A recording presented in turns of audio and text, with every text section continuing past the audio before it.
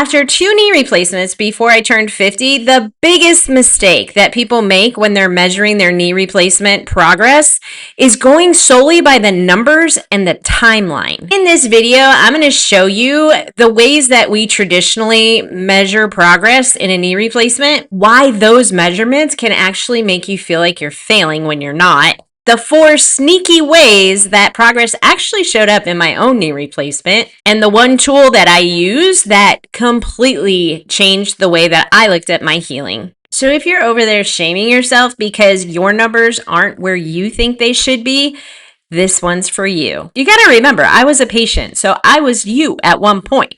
The problem is actually how we measure progress. And I mean, there's a standard because you have your medical team that's telling you that you should be at a place at one time. And you should be. You should always be progressing. Traditionally, we measure progress in 3 ways: your range of motion, your extension, and when you let go of those assistive devices, when you let go of your walker, and when you can transition to a cane. And your surgeon is going to want you at 120 degrees on your range of motion, your bend, and 0 degrees, totally straight, by the time you hit your 6-week appointment.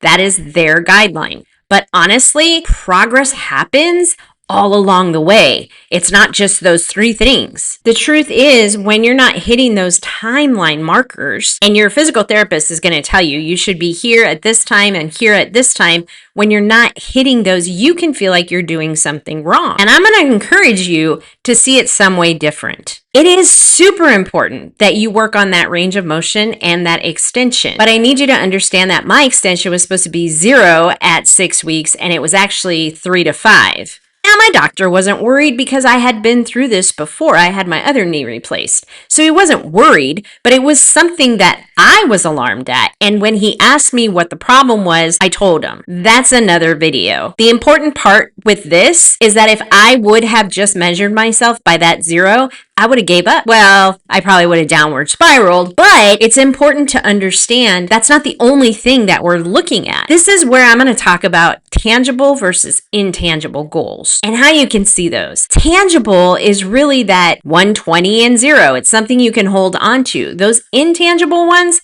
not so much. And this is something that I needed to figure out through my recovery. I would go through these healing deserts, these desolate areas where it didn't seem like any progress was being made. So I'm going to show you 4 sneaky ways it showed up when I wasn't paying attention. And the first one came really early on. It was the first time I was able to lift my surgical leg into bed by myself. Because when I got home from the surge center, my husband actually got me to bed and then helped me lift my leg into bed. And it was like that for a couple days. Actually, it was like 10 days. But that first time I was able to actually lift my leg into bed, I knew changes were happening. The next one was how far I could make it without taking a nap. Everything at the beginning just exhausted me. Just getting up to use the restroom, just getting up to walk to the restroom, and then go through the activity of the restroom and get back to bed. It was exhausting at first. And then I was able to do more. I was able to actually walk into the bathroom and get my clothes put out for the day and brush my teeth and dry shampoo my hair. I actually cared about what I look like and wanted to get myself ready for the day. That was another intangible. Then when I could actually take a shower to get to PT, that was another intangible win. It didn't matter that PT knocked me out for the day because I was able to do it. I was able to do it a lot better, a lot easier. And then it was just compounded onto that. It was when I was able to get into the kitchen and actually start cooking before I needed a nap. That, my friend, is progress. And then one day I realized that I was actually in the kitchen and I didn't have my assistive device. I looked over and my cane was against the wall. And here I am in the kitchen making a sandwich. And I'm like, I'm doing this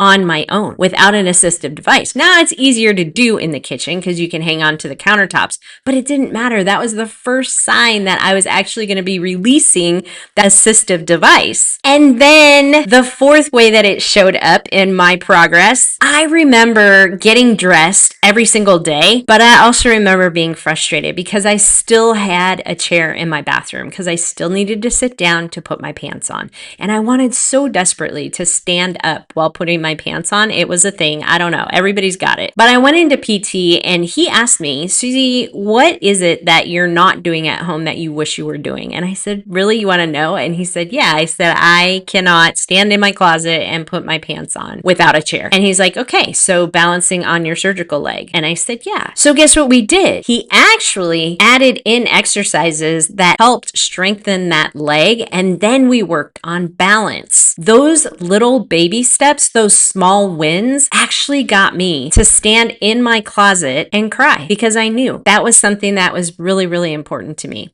That was the second time I cried. The very first time I cried in my recovery was when I went around and made a full rotation on the bike. I think that's like a moment for everyone when they just know. You just know it's going to be okay. You're going to make it. It's going to be great. But look, none of that was a number and it wasn't a timeline. It was those little small things that show up in your everyday life. Now, I'm going to tell you an analogy that I heard one day that I couldn't unhear because it was so indicative of how we progress through our knee replacement recovery. And it's the ice cube analogy. If you take an ice cube out of the freezer and you put it on a paper plate, you start raising the temperature in the room and nothing happens to that ice cube. The ice cube is still solid. It's still full. As you start turning up the temperature in the room, degree by degree, 25 degrees, 29 degrees, 30 degrees, the ice cube remains the same. You don't even see water yet. It's not showing any signs of change. But as you start increasing the temperature to 34, 35, and 36, you're going to start seeing water underneath the ice cube. You're going to start seeing drips coming off the ice cube. Now, does that mean that nothing was happening that entire time that the temperature was 23 degrees